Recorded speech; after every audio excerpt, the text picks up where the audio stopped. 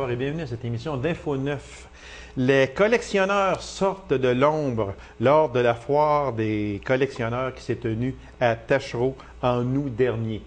Ce n'était pas la première foire, mais je pense que ce ne sera pas la dernière non plus. Alors, un de ceux-là a bien accepté de venir nous parler de sa passion. Puis vous allez voir qu'il y en a, mais pas à peu près. Alors, mesdames et messieurs, c'est M. Raoul Vallière de La Ferté. M. Vallière, bonsoir. Bonsoir. M. Vallière, quand je dis que c'est une passion, c'est vraiment une passion. Oui, c'est une passion, c'est une drogue. Il y en a qui sont C'est même drogués. une drogue, oui. Oui, pour moi, les haches. Il y en a qui prennent du hache. Moi, pour me droguer, je prends des haches. Mais là, il faut faire une distinction. Ouais. C'est pas du hache, c'est Non, des haches. des haches. C'est ça, exactement. C'est ça. Ça a commencé comment, cette passion-là? Mon père était bûcheron, OK. puis il était cultivateur. Puis à l'automne, il partait tout l'hiver bûcher tout ça. Puis là, quand j'avais 10-15 ans, là, il suivait tout ça. Puis lui, c'est ça, les naches, il essayait tout le temps d'avoir la moyenne qui coupait plus pour couper Oui. les branchings. Puis là, OK. c'est là la maladie est venue des haches. Ça, là, vous en avez, c'est terrible. Parce que là, on en a juste quelques-unes. Mais il est arrivé, là, avec des coffres bien pleins. Fait que c'est pas compliqué. Tantôt, on va montrer quelques photos, M. Vallière. Vous en avez combien? Quand on parle juste de haches, parce que on va faire attention, là, c'est pas du hache. Il faut faire attention des haches. Vous en avez combien? Parce que ce n'est pas uniquement des haches que vous collectionnez, parce que quand on regarde votre album photo, il y a toutes sortes de choses là-dedans, c'est incroyable. Mais on va parler des haches là, pour tout de suite. Comment que vous en avez? D'un coup, j'ai compté, il y a peut-être un an, puis quand j'ai pas pareil, puis des fois j'ai double. Pas une pareille, j'en avais 115. 115? Elle veut dire 515. 515. Ouais, 515. 515 haches. Ouais, 515. On peut en montrer une coupe. On va demander à notre caméraman. Moi, je trouve celle-là tellement belle. J'espère, parce que ce matin, on est mardi matin, le 29 septembre, puis il pleut à voir debout. Est-ce que c'est la hache de la pluie, celle-là? Oui, c'est la hache de la pluie. Pour moi, vous l'avez sortie souvent cette année, vous savez. Dessus, elle ne pas prendre trop, là. Là, il fait un mois, là, il a grouille. Bon, regardez-moi ça, mesdames et messieurs, comment c'est extraordinaire, cette hache-là. On va demander à Jean. Regardez, avez-vous déjà vu une hache comme ça? Voilà. Ça représente quoi, M. Vallière, ça? Ça, c'est une hache médiévale. Puis le monde fait des spectacles avec ça. Dessus, c'est des haches avec des mondes arrêtent pour faire du médiéval. Il n'y en a pas des tonnes, là. Oui, ça en a peut-être 3 ou 4 de fait de ces haches-là. Mais c'est fait comment? Ça, c'est du ciment plastique coulé sur le fer. Du ciment plastique Ouais. coulé sur le fer. C'est le modèle d'un crâne humain. Puis Et avec vous avez des pris os. ça où? Moi, j'ai acheté ça dans un marché aux puces, dans le bout de Mont-Laurier. Ça se vendait dans un marché aux Oui, puces. aux puces. Bien sûr. Mais ça représente, je veux dire, est-ce que si on prend cette hache-là là, que j'ai justement dans les mains, si je prends cette hache-là, pour vous, ça a une valeur sentimentale. Oui. C'est sûr, là, mais au point de vue du marché, est-ce que, comment vous pourriez avoir pour une pareille hache? Je sais pas, il y en a qui m'ont offert qu'à 160 piastres. Je dis, moi, comme je suis un collectionneur, je vends rien. Là. C'est ça. Je dis, il y en a gros qui me font des prix. Là. Je dis, je vends rien. Je dis, quand j'ai été à la foire de collectionneur, les gars, des fois, ils m'offraient 160, 200 piastres pour des haches qu'ils voudraient avoir. Qui voudrait avoir? Puis moi, j'en vends pas une. J'en vends une, c'est des pièces uniques, je trouve pas. Non, je comprends. c'est- dessus, c'est des haches. À comment vous pouvez estimer votre collection de haches? D'après vous, là, si vous dites que ça ici, ça peut valoir, je ne sais pas, il y en a qui vous ont offert 160 ou près de 200 $, comment que ça peut valoir votre collection d'haches pour vous? Là? Si vous aviez, mettons, là, demain matin, là, vous dites, là, tiens, je me débarrasse de ça, moi, je vends ça. Pour Comment moi, est-ce ça que vous n'a pas pourriez de valeur. demander? Là. Non, c'est justement, c'est dur de mettre un prix Un là-dessus. prix Là. puis c'est sentimental plus que pour l'argent. C'est sûr que ça a une valeur marchande. Sûrement, Je veux dire, sûrement. Il n'a jamais fait de recherche, voir quand ça voulait dessus. OK. Il jamais, là, les gars qui m'offrent d'acheter des morceaux, ils veulent tout le temps avoir les plus belles. Ah oui, Je c'est dis, sûr, c'est ils sûr. ne vendent rien, ça. Vous avez ça depuis combien de temps? Elle fait 7 ans, je le dis. Bon. Ça, là, est-ce que, si on parle au Québec, est-ce que vous connaissez d'autres collectionneurs de haches? Non. Vous en connaissez pas? Non. Ça veut dire que vous ne pouvez pas évaluer ou aller voir une autre personne pour dire « Oups, tu as une hache semblable à la mienne ou pareille à la mienne, toi, tu penses qu'elle vaut combien, etc. » Vous ne pouvez pas faire ça. J'ai essayé sur l'Internet de trouver des montants. Comme c'est des haches, tu vois dans les livres des années 50, 60, quand les Indiens faisaient l'affaire de la baie du Thon, tout ça. J'ai pas trouvé de recherche pour savoir d'où ça devenait, comment ça pourrait vouloir. Okay. On va en prendre une autre ici, si notre ami Jean va... Il y a... Une pipe. C'est une pipe. Oui, ça c'est pour fumer. C'est une pipe. Ouais. Bon, ben, attendez un petit peu, on va montrer ça comme ça, ici. Comme ça, on va la tourner aussi un peu. Puis ici. Ici, là. Voilà, voyons, comme ça, OK. Ici. Puis, on va aller ici. Alors, c'est une pipe. Une pipe. Fait que quand vous arrivez devant quelqu'un avec ça, il est mieux de fumer la pipe parce que ça va faire ses fort. Hein? Oui. Ça vient de où, ça, monsieur? Ça et tout. J'ai ajouté ça dans les marchés aux puces. C'est là, ils viennent de la chute. OK. Dessus. Puis il fait. Elle, il l'a acheté il y a peut-être 4 ans. C'est des pièces, je trouve, je parle à plusieurs, quand je cours tous les marchés aux puces, tout ça. Puis les gars qui ont dit, ah, j'en connais qu'une, peut-être la vendrait. Là, quand je retourne l'année d'après, il l'amène. Puis là, il m'a bargain, là, je l'achète. Là, on en a une autre ici. Ça, c'est encore une pipe, ça aussi. Ça et tout, c'est une pipe. Une nage pipe. Puis là, je vois que, je ne sais pas si on va pouvoir montrer à la caméra ici, là, il y a une marque, on va juste demander à Jean s'il peut faire d'un gros plan ici, parce qu'il y a une marque ici, là. Marque. On est-tu capable de la prendre un petit peu? On la voit ici, là. Il y a une marque ici. Ça veut dire quoi, ça, cette marque-là? Marque-là, moi, je m'ai informé, puis je pouvais c'était ça qui avait venu à bateau, puis c'est la marque du gars qui faisait la découverte du Canada, là. OK. Puis c'est lui qui l'aurait étampé. Quand il faisait l'affaire avec des Indiens, de fourrure, ces affaires-là. Est-ce qu'ils sont tous de même, non? Non, là, ils ne sont pas étampés. C'est la seule vieille étampée. OK. Là, on en a une grosse, encore une pipe, ça, là. C'est une pipe, du tout. Ça revient pas. Ça dépend de la tribu d'Indiens qu'il y avait. Il avait chacun des modèles de hache. Alors, on va toujours ici, qu'on peut... Hop là, ça pique, ça. Puis ici, au bout. Alors, c'est un genre calumet de paix. Oui, des calumets de paix. C'est ça. Ça, la majeure partie, vous avez pris ça dans des marchés aux puces? Des marchés aux puces, des ventes de garage. Puis il y en a qui, quand on commençait à me faire connaître, ils m'appelaient. Les cultivateurs, ces affaires-là.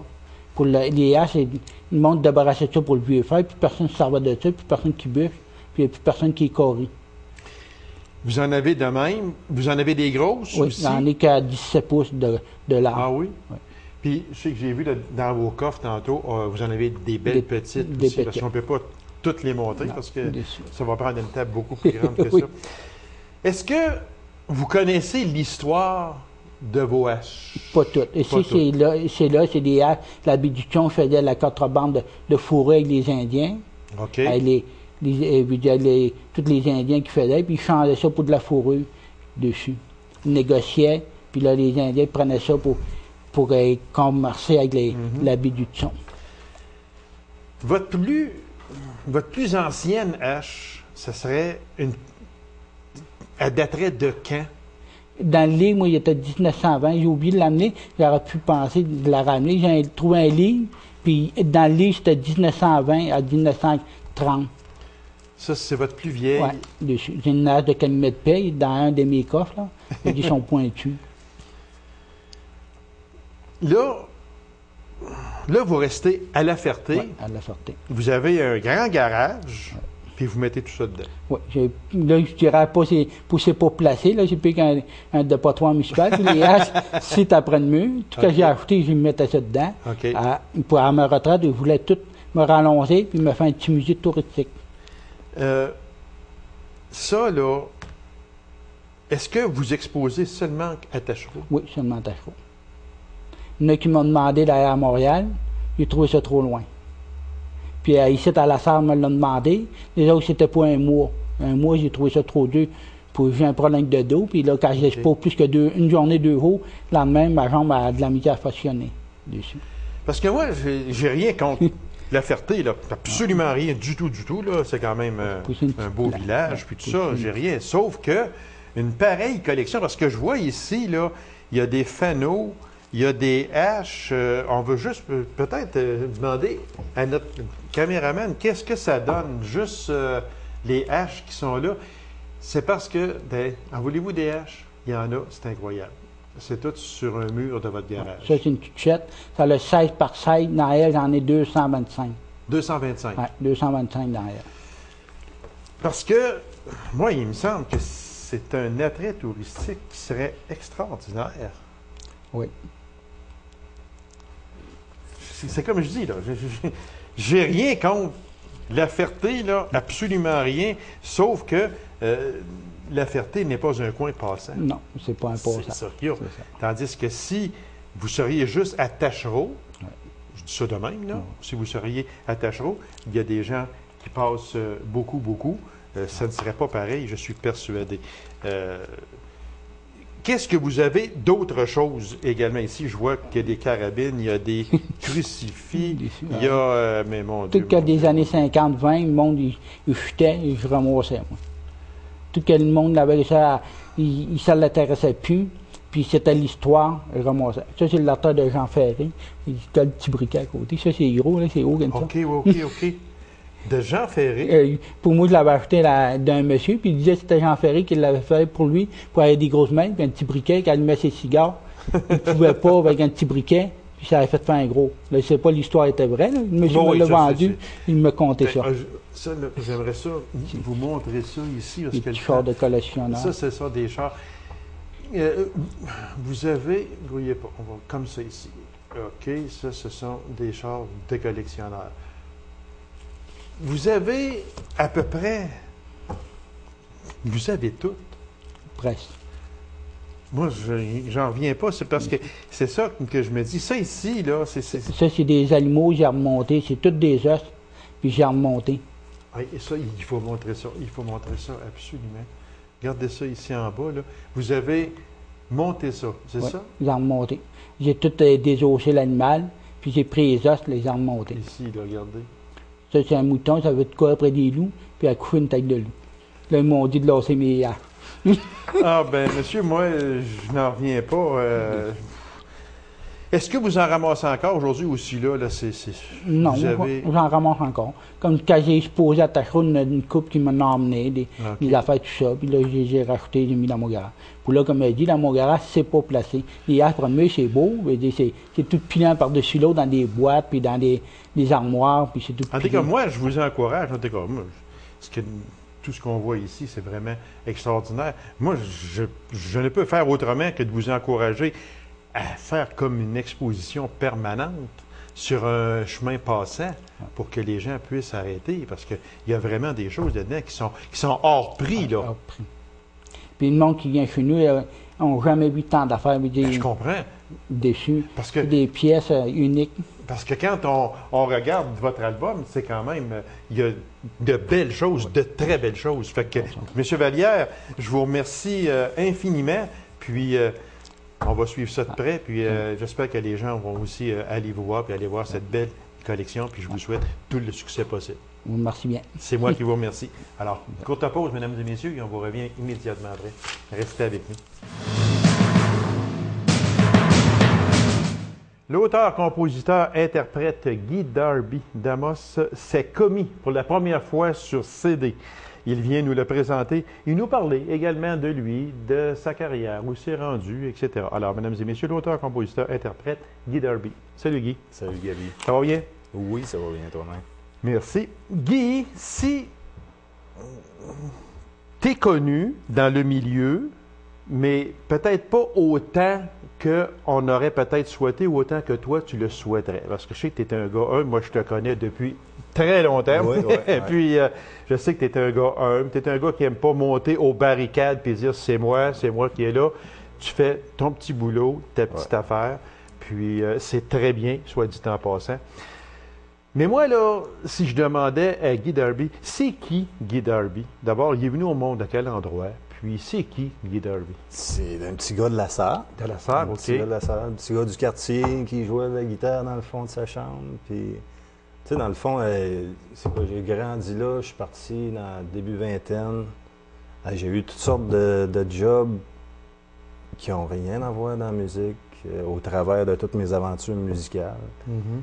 Mais je me suis promené, j'ai été voir ce qu'il y avait ailleurs. Je voulais voir comment ça se passait ailleurs aussi, d'ailleurs. Puis, Mais pour Guy Darby, la musique, c'est primordial.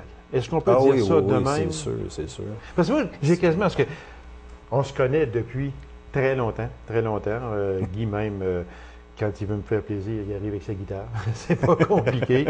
Il joue souvent dans notre sous-sol chez nous. Ouais, En plus de ouais. ça, fait vibrer un peu les planchers, mais seulement que c'est vraiment... Moi, j'adore ça, fait qu'il n'y a aucun problème. Ça me tente quasiment, moi, de dire que Guy Darby il a été baptisé avec un pic de guitare. Ça se peut-tu?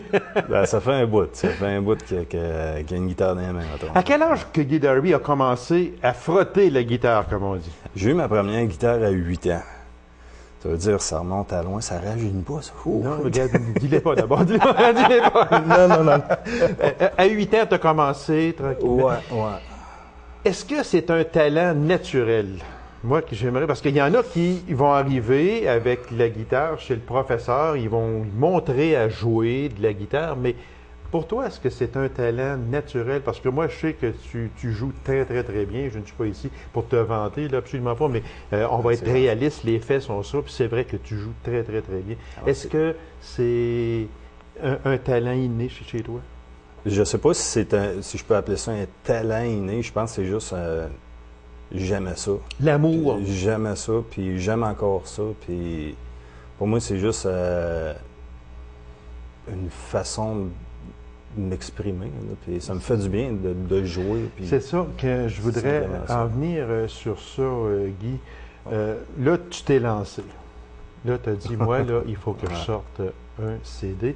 On va demander à Jean s'il peut venir prendre un gros plan. C'est le premier CD. Ça représente quoi pour toi, ça, ce CD-là? Mon Dieu. Ben, dans le fond, c'est vraiment à l'âge que je suis rendu, si j'ai de quoi à laisser derrière moi, c'est la meilleure chose que j'ai à laisser. C'est vraiment bien dit, ça, oui, exactement. Pour toi, c'est l'héritage de Guy Darby, ça, ce matin. Un premier héritage. Oui, quelque part, c'est un peu ça. Puis, tu disais dans les notes que j'ai que tu as sorti ce CD-là pour te faire plaisir. Oui, effectivement. Je pense que j'avais besoin de le faire. Je pense que j'ai travaillé avec différents musiciens dans ma vie. Puis j'ai tout le temps aimé travailler sur le matériel des autres, voir ce que les autres concoctaient. Puis exactement. Ouais, puis parce que toi, tu figures, on t'entend, même peut-être sans le savoir, on t'entend souvent sur différents CD de chum, comme on dit, sortis ici, là. On t'entend souvent, mais là, tu t'es lancé et tu te dis, regarde, je suis capable, moi aussi, de t'en faire un, mais tu t'exprimes dans ce CD-là. Oui, dans le fond, c'est tous des sujets qui me touchent à quelque part. Mettons, toutes des affaires que j'ai vécues directement ou indirectement, que j'ai vu des gens vivre. Oui, parce qu'on dit que, c'est toi, Guy, qui le disait, que tu écris sur la vie, sur l'amour et sur la mort. Oui. Je pense que c'est les gros titres de la vie, à quelque part. Ce sont les gros titres de la vie, oui, parce qu'on vient au monde, on est amoureux de quelque chose, de quelqu'un, puis après ça, la vie se termine, c'est la mort. Fait que tu touches aux trois sphères principales.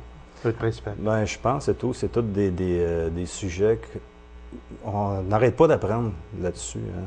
Il y a tout le temps quelque chose, peu importe que ce soit l'amour ou la mort, il y a tout le temps quelque chose à retirer tout le long de notre vie, aussi longue qu'elle sera. Il y a tout le temps quelque chose à... Je vais aller un petit peu plus loin, Guy, si tu me permets. Quand tu dis que tu écris sur la mort, quand tu dis que tu écris sur ça, tu vas chercher quoi avec ça? As-tu quelqu'un dans ta vie qui est décédé, qui t'a vraiment pogné aux tripes pour que tu puisses écrire sur la mort, ou si tu écris sur la mort en général? Oui, c'est sûr que, mettons, je vais y aller avec des faits vécus, des gens que j'ai perdus. Mais des fois, de perdre quelqu'un, tu sais, dans le fond, ça va te faire réfléchir à ceux-là qui sont encore là.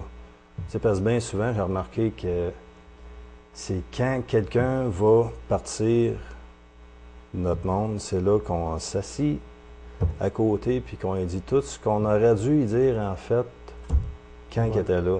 Voilà, Puis à quelque part, il y a des chansons que je vais écrire que ça va être probablement en rapport avec ça. en rapport avec ça, puis de dire à certaines personnes, bon ben, J'aurais dû peut-être te dire telle chose quand tu étais vivant. Je te le dis en chanson aujourd'hui. Tu n'es plus là, mais tu vas me comprendre pareil.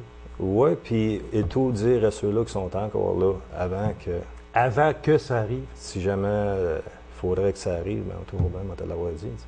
Tu sais. Non, c'est bien pensé, Guy. On dit que ton CD comprend 8 compositions. Une première des choses. C'est rock souvent teinté de folk et de blues. Ouais. C'est quoi exactement? C'est un mélange. Oui, c'est un petit mélange d'un petit peu tous les styles de musique que j'ai pu écouter, probablement. Là, mais je pense que j'ai une grosse influence acoustique, évidemment, blues officiel. J'adore le blues, puis dans le fond, ça fait longtemps que j'en joue, puis je vais finir avec ça, probablement. Probablement, oui. Fait que ça veut dire que Guy Darby n'a pas un style particulier là, au moment où l'on se parle. Tu veux finir avec le blues, comme tu disais, mais tu n'as pas, là, au moment où l'on se parle, de style vraiment particulier. Tu peux jouer un peu n'importe quoi. Ouais, je touche un petit peu à tout. Puis je pense que quand je m'assis pour écrire une tune, c'est l'état d'âme que la tune est dedans va m'influencer probablement à me pencher sur un style ou un autre. Là. Qu'est-ce que Guy Darby aime le plus, ou en tout cas, peu importe. Est-ce que pour toi, là, est-ce que tu es mieux jouer avec un band? Est-ce que tu es mieux jouer en duo? Ou tu es mieux comme chansonnier, seul, tu grattes ta guitare, puis tu fredonnes, puis c'est quoi que tu aimes le mieux? Aimes-tu mieux en groupe ou bien c'est sûr, je préfère en bande de loin. Là. Avoir l'interaction entre les gars, puis ça se remplace pas, là, c'est sûr. Là. C'est juste d'avoir mettons, les petits éléments improvisés que les gars peuvent sortir, juste pour te faire répondre, avoir cette communication en direct-là. Ça, c'est... Moi, Guy, là, tu vas me dire quelque chose. Je l'ai posé, cette question-là, à mon fils, parce que c'est un musicien. Mais je vais la poser à un autre musicien aussi. Moi, ce que je trouve vraiment, mais vraiment extraordinaire, parce que je vous écoute jouer, vous venez au sol chez nous, puis le band est là, puis bon. Puis tout d'un coup, avec un bassiste ou un contrebassiste, toi qui es là à la guitare, puis mon fils qui est à la batterie, vous faites juste d'un simple regard. Vous partez, comme vous dites, une toune, puis ça peut durer 10-15 minutes, puis vous n'avez rien là devant vous autres. Là. Ça, il faut l'avoir. Ça, je pense que c'est juste de la chimie. Hein. Il y a de quoi qui se passe à un moment donné avec certains types que Ça veut dire que tu ne pourrais pas le faire avec n'importe qui. Ça se peut-tu? Ça serait différent, mettons. Ça serait différent. Mais sauf que il y a il y a certains musiciens que tu mets ensemble et on dirait qu'il y a de quoi qui se passe, là, que c'est bien intense. Parce que moi, je trouve ça extraordinaire. Ils peuvent jouer 10-15 minutes, des fois 20 minutes, puis ils n'ont même pas rien devant eux autres. Puis c'est pas une toune avec un titre, puis tout ça, ça joue. C'est ça. Il faut juste qu'on essaye de s'en rappeler. Exactement. Fait que c'est à peu près la même réponse que les autres musiciens m'ont faite, ou à peu près, c'est de la chimie qui se passe entre un petit groupe. C'est ce que c'est qui arrive. Il y a une chose, Guy. Guy Darby a écrit ses 8 chansons. Racquetball, Monkey Jeeve, Stay Forever, Bad Luck, etc., etc. 8 chansons anglaises dans un coin francophone. Pourquoi? Mon éducation, là, en fait, c'est aussi simple que ça. Moi, chez nous, ça parle anglais. Ça parle encore anglais. La musique que j'écoutais quand j'étais petit, c'était de la musique anglophone. Dans le fond, ça a été simplement ça. Puis ça a donné de même. Ça a donné que les tunes, je les ai écrits en anglais parce que c'est confortable. Est-ce que parce qu'il y en aura un prochain, j'en suis persuadé. Ouais. Il y aura un tome 2, si on veut. Est-ce que Guy Darby a l'intention de mettre dans le tome 2, disons, du français? Parce que je sais que tu Oui, français, ça pourrait arriver. J'en ai écrit plusieurs en français. Puis c'est sûr que ça pourrait arriver. Oui. Moi, là, ça me tente de faire une comparaison qui va loin. Là. Ça va aller loin. Je t'en ai parlé un peu. Tu me dis, hey. Mais moi, quand j'écoute Guy Darby jouer de la guitare, je regarde Steve Hill, puis ça, c'est loin, là. C'est loin, mais il faut dire que Steve Hill joue, mais il faut dire que tu joues aussi beaucoup. T'es fin, Gabi. Non, mais je le dis en toute honnêteté, Guy, parce que quand on dit faire pleurer une guitare, tu es capable de faire pleurer une guitare, c'est sûr et certain. En terminant, parce qu'il reste très peu de temps, Guy, tu me disais que tu vas sûrement faire un tome 2 à cet album-là. Tu dis que tu veux monter d'un cran avec mes bons chums comme musicien. Ça veut dire quoi? Ben, parce que celui-là ici, je l'ai fait vraiment tout seul. OK. Tout seul, puis ça a été du travail là, à temps perdu, faire ça tranquillement. Puis, mais sauf que le prochain, je vais avoir l'opportunité d'avoir des bons chums qui jouent là-dessus, puis avoir un petit sentiment d'échange. De partager. Puis avoir plus de jam. OK. Le jam, plus d'échanges musicaux. Ça brosse un petit peu plus. Ouais, comme on dit, parce que tu es capable de brosser un petit peu plus. S'énerver un petit peu. Guy Darby, merci beaucoup. C'est en vente, hein? Soit dit en passant, c'est en vente un peu partout en Abitibi-Témiscamingue. Alors, procurez-vous le CD de Guy Darby. C'est vraiment un très, très bon CD. Guy Darby, merci infiniment. Ben, merci à toi. Bonne carrière, puis Merci. bonne chance avec le CD Guy Darby. Puis, on en souhaite un deuxième, un tome 2. Ben, merci beaucoup, Gabi. C'est moi qui te remercie. Alors, mesdames et messieurs, merci d'avoir été là. On se donne rendez-vous à une prochaine émission d'Info 9. Au revoir.